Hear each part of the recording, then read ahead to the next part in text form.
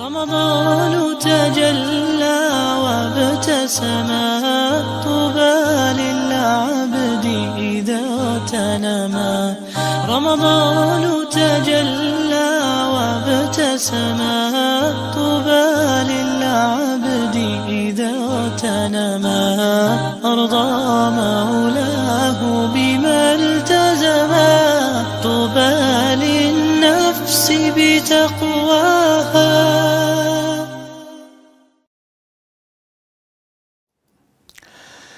إن الحمد لله نحمده ونستعينه ونستغفره ونعوذ بالله من شرور أنفسنا ومن سيئات أعمالنا من يهده الله فلا مضل له ومن يضلل فلا هادي له وأشهد أن لا إله إلا الله وحده لا شريك له وأشهد أن محمدًا عبده ورسوله. يا أيها الذين آمنوا اتقوا الله حق تقاته ولا تموتن إلا وأنتم مسلمون. يا أيها الناس اتقوا ربكم الذي خلقكم من نفس واحدة وخلق منها زوجها وبث منهما رجالا كثيرا ونساء واتقوا الله الذي تساءلون به والأرحام إن الله كان عليكم رقيبا. يا أيها الذين آمنوا اتقوا الله وقولوا قولا سديدا يصلح لكم أعمالكم ويغفر لكم ذنوبكم ومن يطع الله ورسوله فقد فاز فوزا عظيما. أما بعد فإن أصدق الحديث كتاب الله وخير الهدي هدي محمد صلى الله عليه وسلم وشر الأمور محدثاتها وكل محدثة بدعة وكل بدعة ضلالة وكل ضلالة في النار أعاذنا الله وإياكم من خزي النار. ونسأل الله عز وجل في هذا اليوم المبارك وهو من أيام شهر رمضان أن يعتق رقابنا ورقاب آبائنا وأمهاتنا وأولادنا ومشايخنا من النار. Chers frères et sœurs, nous sommes toujours dans le commentaire de l'épître d'Ibn Ashir, rahimahullah, dans la jurisprudence malikite, dans lequel Ibn Ashir, rahimahullah, a résumé le chapitre du jeûne dans 18 vers. Nous avions déjà débuté et expliqué plusieurs d'entre ces vers, mais une révision rapide est nécessaire de temps en temps. Voilà pourquoi, rapidement, je vais reprendre les quelques vers du début pour pouvoir continuer dans cette lancée. Ibn Ashir, rahimahullah, dit dans le chapitre le jeûne, Siyamu shahri Ramadan wajaba, fi rajabin sha'ban sawmun nudiba. Voilà le premier vers dans lequel l'imam Ibn Ashir, rahimahullah, dit que le jeûne du mois de Ramadan est obligatoire et l'un des piliers de l'islam. Fi rajabin sha'ban sawmun nudiba. Par la suite, il commence à citer les jours de jeûne surérogatoires. En dehors du mois de Ramadan, il est recommandé de jeûner certains mois, certains jours que nous allons les citer. Il dit Fi rajabin sha'ban sawmun nudiba, durant le mois de Rajab, qui est l'un des mois lunaires, l'un des mois sacrés, Sha'ban sawmun nudiba, que le jeûne est recommandé. Et comme nous l'avons cité, que pour le mois de Rajab, c'est un mois sacré, mais il n'y a aucun texte, comme le cite Ibn Hajar et d'autres, qu'il n'y a aucun texte qui démontre la recommandation de jeûner dans certains jours précis du mois de Rajab. Mais il est recommandé par notre prophète, alayhi salatu wassalam, de jeûner Sha'ban. Et comme nous l'a rapporté Aïcha radhiyallahu anha, qu'elle n'a jamais vu le prophète, alayhi salatu wassalam, jeûner un mois complet, si ce n'est le mois de Ramadan. Et elle n'a jamais vu le prophète, alayhi salatu wassalam, jeûner autant de jours que le mois de Sha'ban. Et nous avions cité la raison pourquoi le prophète, alayhi salatu wassalam, jeûner autant de jours durant le mois de Sha'ban, qui est le mois qui précède le mois de Ramadan. Et cela pour deux raisons. Tout d'abord, c'est un mois qui est négligé par les gens. Le mois de Sha'ban est un mois qui est entre le mois de Rajab, le mois sacré, le mois de Ramadan. Et les gens négligent le mois de Sha'ban. Deuxième raison, c'est que durant le mois de Sha'ban, les œuvres s'élèvent auprès de notre Seigneur. Allah Azza wa Jal dit ilayhi yas'adu al-kalimu at-tayyib wal 'amalu as-salih yarfa'u. Vers lui monte la bonne parole ainsi que les œuvres. Comme les œuvres s'élèvent auprès d'Allah Azza wa Jal, sont exposées à lui tous les lundis et jeudis, à partir de la prière de l'Asr et au moment aussi de l'aube, nos œuvres sont exposées à notre Seigneur. Et durant l'année, celles-ci sont exposées auprès d'Allah Azza wa Jal durant le mois de Sha'ban, qui est le mois qui précède Ramadan. L'imam Ibn Ashir dit ensuite كَتِسْعِ حِجَّةٍ وَأَحْرَى الْآخِرُ كَذَا الْمُحَرَّمُ وَأَحْرَى الْعَاشِرُ. Parmi les jours où le jeûne est recommandé est le fait de jeûner les 9 premiers jours du mois de Dhul Hijjah, qui est un mois dans le calendrier hijrien. Il est fortement recommandé de jeûner les 9 premiers jours.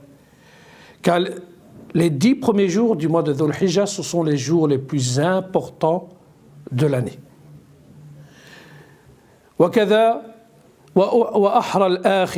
Celui qui n'a pas la possibilité de jeûner les 9 premiers jours du mois de Dhul Hijjah, au moins qu'il ne rate pas son 9e jour, qui est le jour de Arafat. Car le prophète alayhi salatu wa salam dit celui qui jeûne le jour de Arafat, ses péchés, ses petits péchés de l'année précédente et de l'année qui suit seront expiés. Kadhal muharramu wa ahra al-ashiru. Ainsi, il est recommandé aussi de jeûner le mois de Muharram, qui est le premier mois de l'année hijrien. Le mois de Muharram fait aussi partie des 4 mois sacrés. Et le prophète alayhi salatu wa salam dit à propos du mois de Muharram que le meilleur jeûne est le jeûne du mois de Ramadan. Et le meilleur jeûne après le mois de Ramadan est le mois d'Allah Azza wa Jal, le mois de Muharram. Wa ahra al-ashiru. De même, pour celui qui n'a pas la possibilité, la force de jeûner un grand nombre de jours durant le mois de Muharram, qui n'hésite pas et qui ne rate pas son 10e jour, qui est le jour de Ashura. Et le prophète alayhi salatu wa sallam nous dit à propos du 10e jour du mois de Muharram, le jour de Ashura, que celui qui le jeûne, Allah Azza wa Jal expiera ses petits péchés de l'année précédente. Nous allons passer au 3e vers. Comme je vous l'ai dit, c'est une révision rapide pour pouvoir continuer dans cette lancée. وَيَثْبُتُ الشَّهْرُ بِرُؤْيَةِ الْهِلَالِ أَوْ بِالثَّلَاثِينَ قُبَيْلًا فِي كَمَلٍ. Que le mois de Ramadan débute lorsqu'on voit le croissant lunaire, ou bien que le mois de Sha'ban se termine avec 30 jours. Alors la règle que le prophète alayhi salatu wa salam nous a enseignée, il dit Soumu li ru'yati wa aftiru li ru'yati. Jeûnez lorsque vous voyez le croissant lunaire. Rompez en fin de mois lorsque vous voyez le croissant lunaire.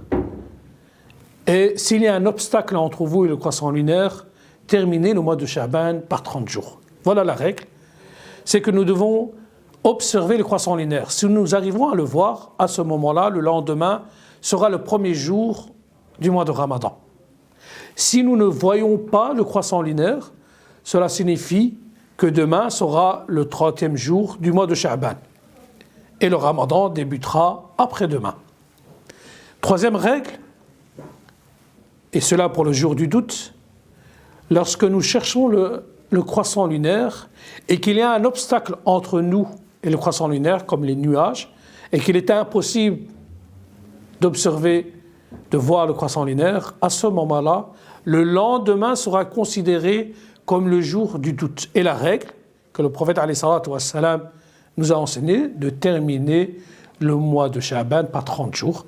Et le Ramadan débutera à ce moment-là, après-demain. Ensuite, l'imam Ibn Ashir rahimahullah dit فرض الصيام نية بليله وترك وطء شربه وأكله. Pour le jeûne obligatoire, que ce soit le jeûne du mois de Ramadan, que ce soit le jeûne de rattrapage, le jeûne d'expiation, voilà toutes les sortes de jeûnes obligatoires, celui-ci doit débuter par l'intention. Et l'intention doit être formulée la veille. Cela veut dire avant l'aube. Pour pouvoir valider notre jeûne, il y a certains piliers, certaines obligations, comme le temps. Le temps débute, le temps sera le mois de Ramadan, ces jours sans ces nuits. Le jeûne débute de l'aube et s'étend jusqu'au coucher du soleil. Voilà le premier pilier. Le second, l'intention. L'intention doit être formulée la veille avant l'aube. Et troisième pilier, comme il le cite en fin de ce vers, délaisser les rapports, la nourriture ainsi que la boisson. Alors revenons au début de ce vers dans lequel il dit Fardu siyam niyatun bilaylihi. L'intention pour un jour obligatoire doit être formulée la veille avant l'aube. Car le prophète alayhi salatu wa sallam dit Man lam yubayyit as-siyam qabla al-fajr fala siyam lah. Celui qui n'a pas formulé l'intention avant l'aube, son jeûne ne sera pas valide. Cela pour un jour obligatoire. Et nous avions expliqué que pour un jeûne surrogatoire, l'intention peut être formulée à n'importe quel moment de la journée, tant que la personne n'a pas mangé ni bu. Car nous retrouvons dans le hadith de Aïcha radiallahu anha qu'un jour le prophète alayhi salatu wassalam est rentré chez elle et lui a demandé y a-t-il de la nourriture. Celle-ci a répondu que non. Là le prophète alayhi salatu wassalam dit alors à ce moment-là je suis en état de jeûne. Alors c'était un jour de jeûne surrogatoire et le prophète a formulé l'intention bien après l'aube. Et cela pour les jours de jeûne surrogatoire. Mais comme nous l'avons précisé, pour le jeûne obligatoire, comme le jeûne des jours du mois de Ramadan, l'intention doit être formulée la veille.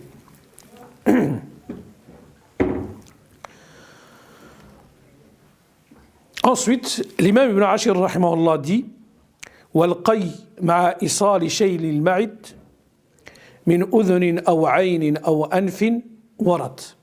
Alors à ce moment-là, ici dans ce vers, l'imam Ibn Ashir rahimahullah nous parle de certains actes qui peuvent annuler le jeûne, comme le vomissement. Si celui-ci est fait volontairement, à ce moment-là, le jeûne sera invalide. La personne malade qui vomit involontairement, son jeûne reste valide. Car le prophète alayhi salatu wa sallam dit Man dhara'ahu al-qay fala siyama lah. Wa man dhara'ahu al-qay, dans lequel le prophète alayhi salatu wa sallam nous dit celui qui vomit involontairement, son jeûne est valide. Et celui qui vomit volontairement, son jeûne sera invalide. Et toute chose qui peut arriver au gosier annulera son jeûne, que ce soit via le nez, la bouche, les oreilles. Alors selon le madhab al-maliki, tout ce qui peut arriver au gosier, tout aliment, tout liquide, qui soit solide ou liquide, qui arrive au gosier à travers la bouche, le nez, les yeux et les oreilles, invalidera le jeûne. Mais nous l'avons précisé que dans la vie le plus probable, que les gouttes qui sont mises dans le nez ou bien les gouttes qui sont mises dans les yeux ou les oreilles, cela n'invalide pas le jeûne, c'est seulement uniquement les gouttes que nous mettons dans le nez ou la bouche qui invalidera le jeûne.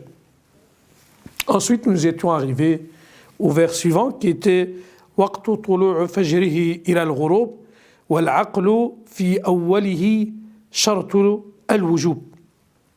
Alors, dans la dernière séance, nous étions arrivés à ce vers dans lequel l'imam Ibn Ashir explique que le jeûne débute au lever du soleil et que celui-ci s'étend, que le jeûne débute de l'aube et que celui-ci s'étend jusqu'au coucher du soleil. Ensuite, il dit وَالْعَقْلُ فِي أَوَّلِهِ شَرْطُ الْوُجُوبِ. Alors dans ce vers, l'imam Ibn Ashir, rahimahullah, explique les conditions de validation du jeûne. Et que avoir la raison est l'une des conditions de validation. Cela veut dire que si quelqu'un tombe dans les pommes, quelqu'un qui s'évanouit, quelqu'un dans lequel il subit une opération, on a fait anesthésie générale et qu'il subit une opération et qu'il perd la raison, à ce moment-là, cela invalidera son jeûne. Car avoir la raison est l'une des conditions de validation du jeûne. Et nous allons citer les autres conditions de validation du jeûne. Alors, nous avons cité avoir la raison. Quelqu'un qui perd la raison, son jeûne sera invalide. Parmi les conditions, c'est d'être musulman.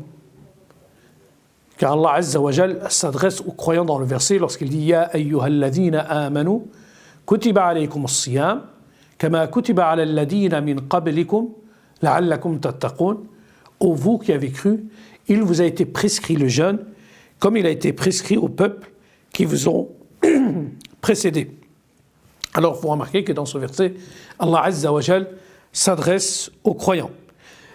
Un non-musulman qui jeûne, cela ne validera pas son jeûne, car il manque cette condition primordiale qui est l'attestation de foi. Un non-musulman, un mécréant qui jeûne, cela invalidera son jeûne, car Allah Azza wa Jal, nous retrouvons dans un verset dans lequel Allah Azza wa Jal dit وَمَا مَنَعَهُمْ أَن تُقْبَلَ مِنْهُمْ نَفَقَاتُهُمْ إِلَّا أَنَّهُمْ كَفَرُوا بِاللَّهِ وَبِرَسُولِهِ. Dans ce verset, Allah Azza wa Jal dit ce qui empêche leur don d'être agréé, c'est le fait qu'ils n'ont pas cru en Allah et en son messager. La raison pourquoi Allah Azza wa Jal n'a pas accepté leur offrande, leur don, leur aumône, parce qu'ils ont mécru en Allah et en son messager. De même, pour le jeûne, la raison pourquoi celle-ci ne sera pas acceptée d'un non-musulman, parce qu'il n'a pas cru en Allah et en ses messagers. De même, nous retrouvons ces versets dans lequel Allah Azza wa Jal dit وَقَدِمْنَا إِلَى مَا عَمِلُوا مِنْ عَمَلٍ فَجَعَلْنَاهُ هَبَاءً مَنْثُورًا.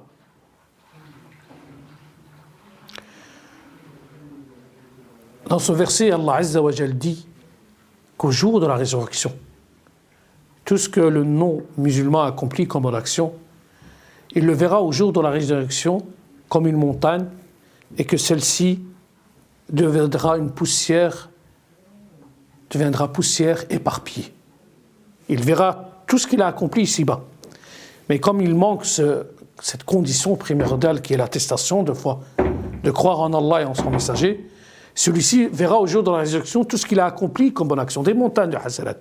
Mais celles-ci deviendront poussière éparpillée. Dans un autre verset, Allah Azza wa Jal nous cite comme un mirage. Celui-ci verra ses actions comme un mirage. Lorsqu'il s'approchera, il ne trouvera rien. Alors il manque cette condition primordiale qui est l'attestation de foi, de croire en Allah et en son messager. Quelqu'un qui se convertit à l'islam. Exemple, quelqu'un qui se convertit à l'âge de 30 ans. Celui-ci doit-il récupérer les années précédentes, les années avant sa conversion? Alors, comme les savants l'ont expliqué, que non. Car le prophète alayhi salatu wa salam dit « Al-Islam yajubbu ma qabl » que l'islam efface tout ce qui a été fait avant la conversion. Enfin, celui-ci ne doit pas rattraper, bien au contraire, il débutera au moment qu'il a fait son attestation de foi. Toujours parmi les conditions, nous avons cité le fait d'avoir la raison, être musulman, et nous allons passer à la condition suivante, d'être pubère. Le jeûne sera imposé à toute personne qui a atteint l'âge de la puberté. Celui qui n'a pas atteint l'âge de la puberté, le jeûne ne lui sera pas imposé. Car le prophète alayhi salatu wa salam dit rufi al-qalam an al-thalath. 3 catégories de personnes dans lesquelles les anges n'écrivent pas, la plume est relevée, et que les anges n'écrivent pas le péché, l'enfant tant qu'il n'a pas atteint l'âge de la puberté. La personne qui s'est endormie ou la personne qui n'a pas de raison jusqu'à la raison lui revient.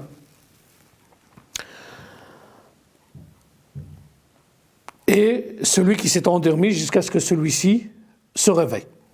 Alors, l'enfant qui n'a pas atteint l'âge de la puberté, le jeûne ne lui sera pas imposé. Mais il est recommandé de pousser l'enfant à jeûner, sans obligation. Alors, tout cela dépend de l'âge de l'enfant. Tout cela pour que ce soit un entraînement et qu'il se prépare lorsque celui-ci atteindra l'âge de la puberté. Tout dépend de l'âge de votre enfant. Vous pouvez pousser votre enfant à jeûner jusqu'à 9h du matin, 10h, 11h, jusqu'à midi. Tout dépend de l'âge de votre enfant, de l'inciter, de le préparer à jeûner lorsque celui-ci atteindra l'âge de la puberté. Voilà ce que les compagnons du prophète alayhi salatu wassalam faisaient avec leurs enfants. Lorsqu'ils avaient faim, ils leur donnaient des jouets afin d'oublier la faim. Ils leur donnaient des jouets afin que les enfants puissent jouer avec leurs jouets, et tout cela pour oublier la faim. Alors comme je vous l'ai dit, tout dépend de l'âge de votre enfant. Il est bien de pousser votre enfant à jeûner jusqu'à 8h, 9h, 10h du matin, 11h, midi. Tout dépend de l'âge de votre enfant. Tout cela pour le préparer. Parmi les conditions de validation du jeûne, nous avons cité la raison, être pubère, musulman et être résident. Quelqu'un qui n'est pas en voyage sera dans l'obligation de jeûner. Le voyageur ne l'est pas. Il lui est donné le choix entre jeûner ou bien de rompre, car Allah Azza wa Jal dit dans le verset فَمَنْ كَانَ مِنْكُمْ مَرِيضًا أَوْ عَلَى سَفَرٍ فَعِدَّةٌ مِنْ أَيَّامٍ أُخَرٍ. Celui d'entre vous qui est malade ou en voyage devra récupérer le nombre de jours égal. Alors on comprend de ce verset que celui qui est résident, qui n'est pas en voyage, sera dans l'obligation de jeûner. Parmi les conditions de validation, c'est d'avoir la capacité physique de jeûner. Celui qui ne l'a pas, celui qui est dans l'impossibilité de jeûner, le jeûne ne sera pas obligatoire, car Allah Azza wa Jal dit « La yukallifu Allahu nafsan illa wus'aha » Allah n'impose à aucune âme une charge supérieure à sa capacité. Alors, lorsqu'on parle d'incapacité, nous avons deux types d'incapacité. On peut dire qu'il y a cette incapacité totale dans laquelle, l'exemple de la personne âgée qui est dans l'incapacité de jeûner. Celui-ci devra faire une compensation pour chaque jour manqué. Celui-ci devra faire une compensation et celui-ci a le droit de le faire tous les jours, de donner 5 € afin de nourrir un pauvre, ou bien de laisser jusqu'en fin du mois de Ramadan et donner la somme totale à 29 ou 30 jours, tout dépend des jours du mois, est-ce que celui-ci est de 29 ou de 30. Nous avons aussi l'incapacité partielle. Quelqu'un qui tombe malade pour 2-3 jours, celui-ci est dans l'incapacité de jeûner durant ces jours-là et devra rattraper, de ne pas faire une compensation, mais de rattraper après le mois de Ramadan, comme Allah Azza wa Jal dit وَمَنْ كَانَ مِنْكُمْ مَرِيضًا أَوْ عَلَى سَفَرٍ فَعِدَّةٌ مِنْ أَيَّامٍ أُخَرٍ.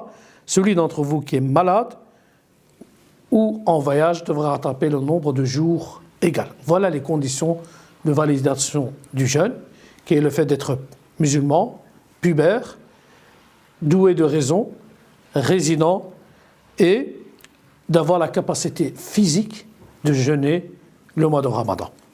Alors nous allons passer au vers suivant dans lequel l'imam Ibn Ashir rahimahullah dit وَلْيَقْضِي فَاقِدُهُ وَالْحَيْضُ مَنَعْ صَوْمًا وَتَقْضِي الْفَرْضَ إِنْ بِهِ ارْتَفَعْ. L'imam Ibn Ashir rahimahullah dit et devra rattraper celui qui a perdu quand il retrouvera sa raison, et les menstrues interdisent le jeûne et il rattrapera le jeûne obligatoire quand elles seront terminées. Alors nous avons dit que dans le vers précédent, l'imam Ibn Ashir rahimahullah parle de la condition qui était وَالْعَقْلُ فِي أَوَّلِهِ شَرْطُ الْوُجُوبِ, que la raison est une condition de validation de jeûne. Alors celui-ci devra rattraper quelqu'un qui perd la raison, quelqu'un qui tombe dans les pommes, ou comme je vous ai donné l'exemple de quelqu'un qui doit subir une opération, donc on lui fait un anesthésie générale et qu'il perdra sa raison, celui-ci devra rattraper après le mois de Ramadan, et devra rattraper celui qui a perdu la raison.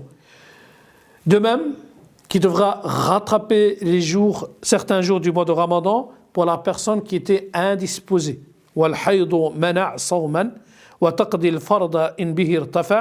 Et les menstrues interdisent le jeûne et elle rattrapera le jeûne obligatoire quand elles seront terminées. La femme qui est indisposée pour un certain nombre de jours, celle-ci devra rattraper après le mois de Ramadan. Elle aura un laps de temps d'une année complète pour pouvoir rattraper ses jours. Si ces règles sont fixes de 6 ou 7 jours, elle a toute une année pour récupérer ces 6 ou 7 jours. Cela dépend d'une femme à une autre.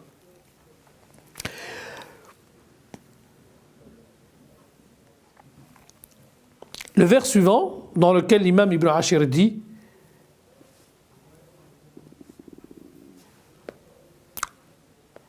وَيُكْرَهُ اللمس وفكر سلم دأبا من المذي وإلا حرم. Il est répréhensible, il est détestable, déconseillé de toucher sa femme avec sa main en recherchant le plaisir et les pensées à connotation de rapport si elle est préservée habituellement lorsqu'il fait cela d'émettre du madhi, sinon cela est interdit.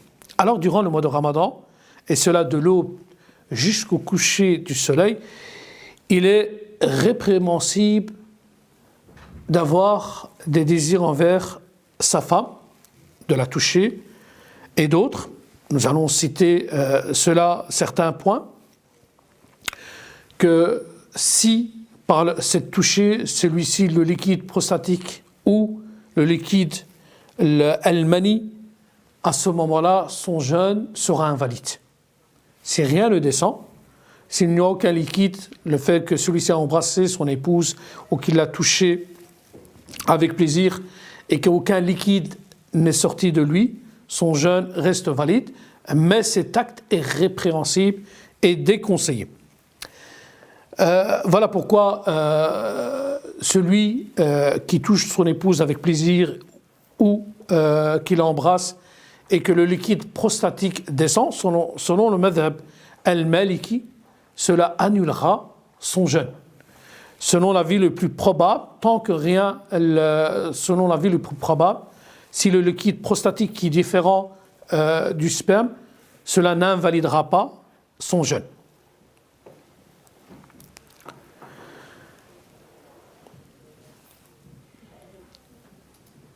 Ensuite, l'imam Ibn Ashir rahimahullah dit وَكَرِهُ ذَوْقَ كَقِدْرٍ وَهَذَرٍ غَالِبُ قَيٍّ وَذُبَابٍ مُغْتَفَرٍ.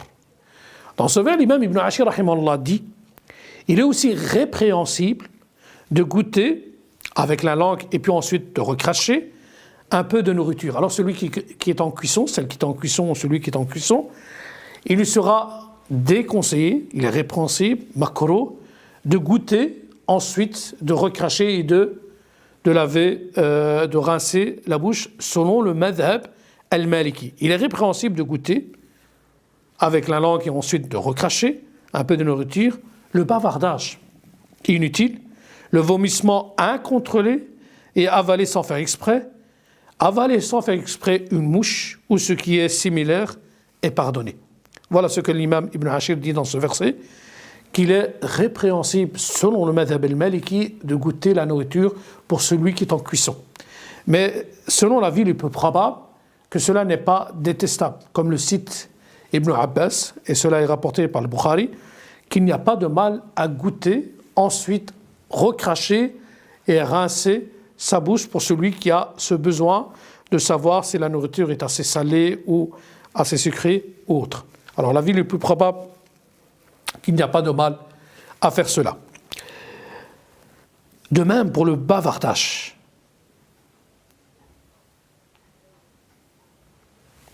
Durant le mois de Ramadan, il est répréhensible de trop parler et de parler de choses inutiles. Car le mois de Ramadan est le mois du Coran. Al-Qur'an est descendu durant le mois de Ramadan. Le jeûneur doit se consacrer durant ses jours et ses nuits à la récitation de l'Qur'an. Il n'y a pas de mal à parler, à discuter. Vous ne serez pas en état de péché, mais c'est une perte de temps, car le mois de Ramadan est un mois de bénédiction, dans lequel les récompenses sont décuplées. Alors celui qui perd son temps dans le bavardage aura raté ce laps de temps d'un mois qui est très court. Allah Azza wa Jal dit « Ayyaman ma'doudat ». Ce sont des jours qui sont comptés, ce sont 29-30 jours dans l'année. Sachez que les jours défilent. Nous sommes arrivés, si je ne me trompe pas, au 19e jour du mois de Ramadan. Enfin, les jours défilent, on ne le sent pas. Et vous le sentirez lorsqu'on viendra le jour de l'Aïd. Et vous direz que le mois de Ramadan est passé comme un jour. Alors, il est répréhensible le bavardage, cela n'est pas interdit, de prononcer des choses futiles, mais il est interdit le mensonge, la calomnie, la médisance, tout cela est interdit. Cela est interdit durant toute l'année, mais bien plus durant le mois de Ramadan. Le prophète alayhi salatu wa sallam dit « Man lam yada' qawla az-zur wa al-'amala bi falaysa lillahi haja an yada' ta'amahu wa sharabah » Le prophète alayhi salatu wa sallam dit « Celui qui ne laisse pas le mensonge, Allah Azza wa Jal a nul besoin que celui-ci se prive de boissons et de nourriture. » Nous retrouvons dans un hadith dans lequel le prophète alayhi salatu wa sallam dit, et cela explique que la calomnie, la médisance, le mensonge n'invalide pas le jeûne, mais diminue la récompense du jeûneur. Nous l'avons précisé auparavant que toute action accomplie par le fils d'Adam lui appartient à l'exception du jeûne, qui appartient à Allah Azza wa Jal. Si vous avez cette perte de temps dans le bavardage, dans les choses inutiles, cela ne sera pas interdit, mais la récompense qu'Allah Azza wa Jal a réservée aux jeûneurs sera diminuée.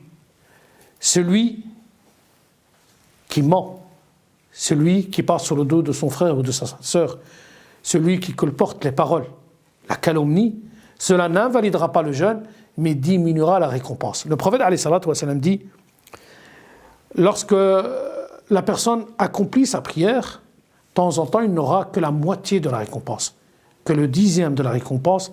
Tout dépend de comment vous avez accompli cette prière. Si vous l'avez accomplie avec ses conditions, ses obligations et avec concentration, avec al-khushu', vous aurez la récompense complète. Mais si dans votre prière il manque cette concentration, que vous n'avez pas accompli toutes les conditions, à ce moment-là la récompense diminuera.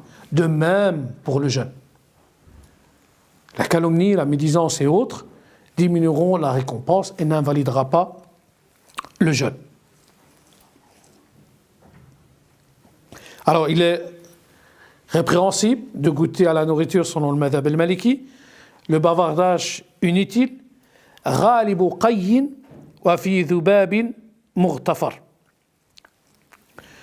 Le vomissement incontrôlé ou avaler sans faire exprès, comme avaler une mouche ou autre, cela est pardonné. Quelqu'un qui vomit involontairement, il est malade et qu'il vomit involontairement, son jeûne, celui-ci devra simplement rincer sa bouche et poursuivre son jeûne et de ne pas rattraper ce jour-là, selon l'avis le plus probable, qui est différent du madhab al-maliki. Quelqu'un qui avale un aliment ou autre involontairement, qui avale une mouche, de la poussière, celui-ci travaille dans un chantier, qu'il y a beaucoup de poussière, et qu'il avale, cela n'invalidera pas son jeûne. Son jeûne reste valide et il ne devra pas rattraper cela.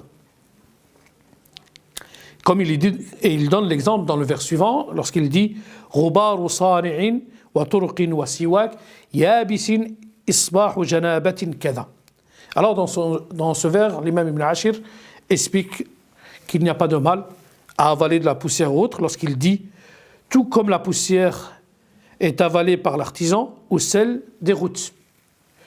Et le siwak sec est permis ainsi que se réveiller en état de janaba.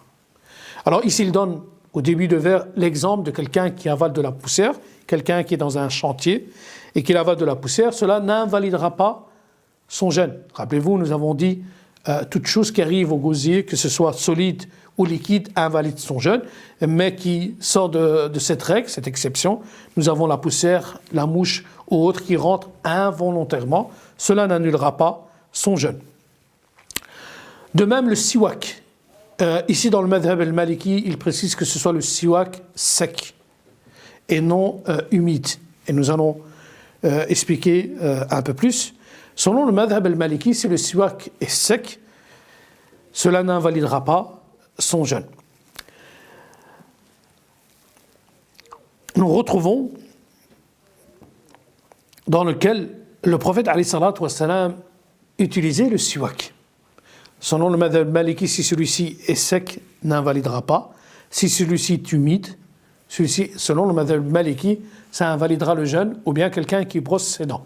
Mais je ne vais pas trop détailler, mais l'avis le plus probable, sachez que si vous brossez vos dents, que vous utilisez le siwak qui soit humide ou non, votre jeûne restera valide.